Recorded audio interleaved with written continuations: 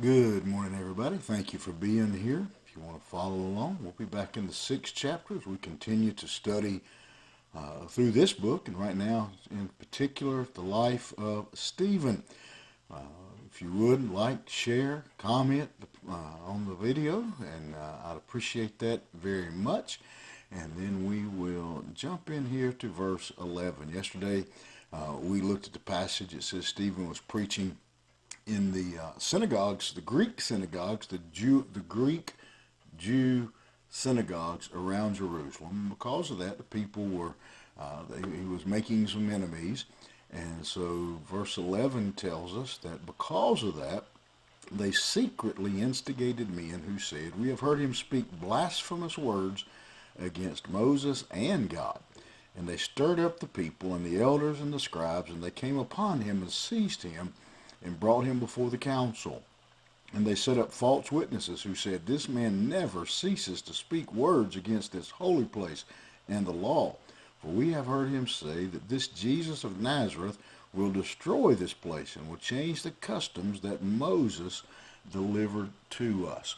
And so immediately, as Stephen begins his ministry, he is just, the enemy rises up.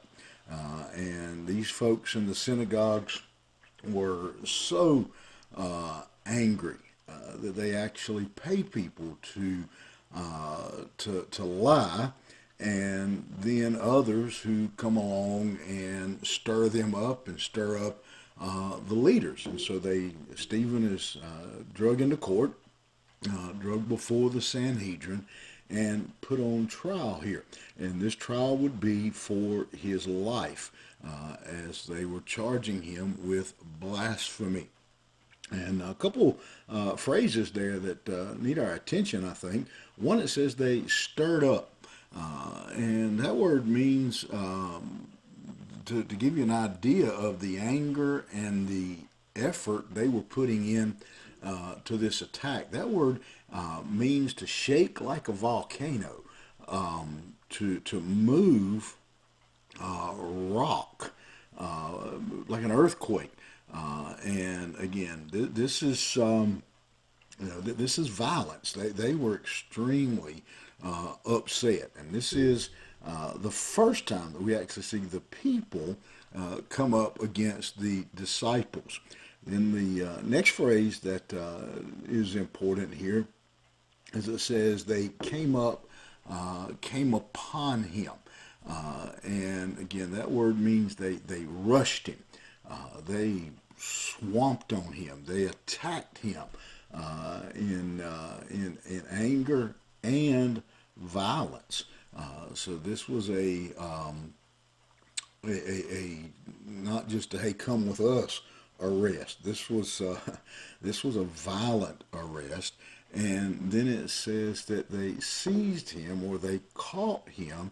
And again, that word as well indicates much violence is the original language in the word. And so the picture we have here is the crowd just swarming on Stephen and capturing, seizing him.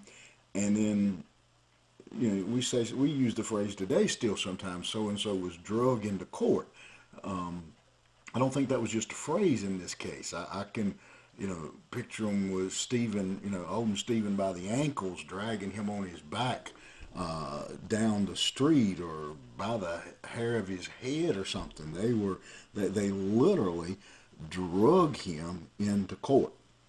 When they did, they have three different charges that they bring against him. One of them was blasphemy against the temple. We have heard him speak blasphemous words against Moses and God. This man never ceases to speak words against this holy place and the law.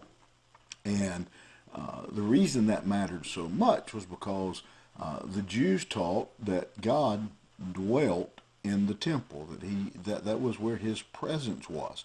And so now Stephen is preaching that God dwells in the hearts and lives of people. And so this would be considered again blasphemy at its highest level. That God doesn't dwell in that physical facility, but He dwells in the hearts and lives of men. Again, and I even said that wrong. Really, Stephen was not saying God didn't dwell in the temple. He was saying God doesn't just dwell in the temple, that God has taken up a place. God dwells in the church. God dwells in your home. The Bible tells us God is omnipresent. He is everywhere. And so that was their first accusation against Stephen. Second accusation is blasphemy against the law. And this again means that any commentary, any interpretation of Scripture, basically anything that any scribe priest had ever said, they were saying he came against it. We know that Jesus says, "I didn't come to destroy it; I came to fulfill it." Well, Stephen was preaching that same message. That again, that the law is fulfilled. It is in the life of Christ. And then the final charge, they say, is that he said that he was going to destroy the temple, that he was going to take it out. And so, again, just simply a repeat of what we just said. Not literally the physical destruction of the temple, but the destruction of the need for a temple, of someone needing to go in to the temple to offer up sacrifices, to have the priest offer sacrifices in their place. And so that's, in that sense, yeah, he was preaching destruction, but not the physical destruction, which is what they were talking about in their accusations. And again, he's going to change the customs that Moses delivered to us. Well, I don't have time to go into it, but we could make a pretty good argument, pretty good case that they had long ago left behind the customs that Moses had delivered and kind of recreated the law in their own image. I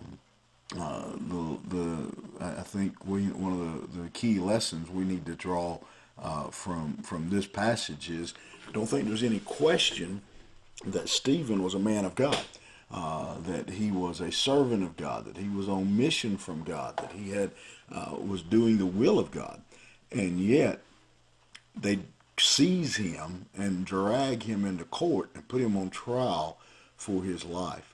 And sometimes believers seem to be extremely surprised when the world doesn't welcome the gospel with open arms. And yet, Stephen is just one of many, certainly beginning with Jesus himself, who show us that the world doesn't always accept the gospel.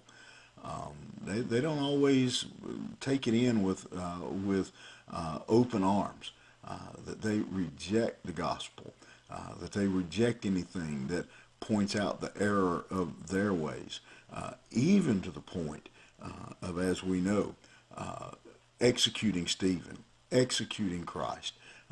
And so it is dangerous to be a proclaimer of the good news, and shouldn't be surprising to us.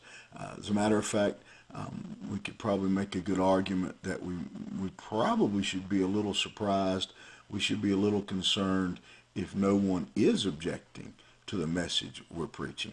Have a good day, and we'll see you here tomorrow morning.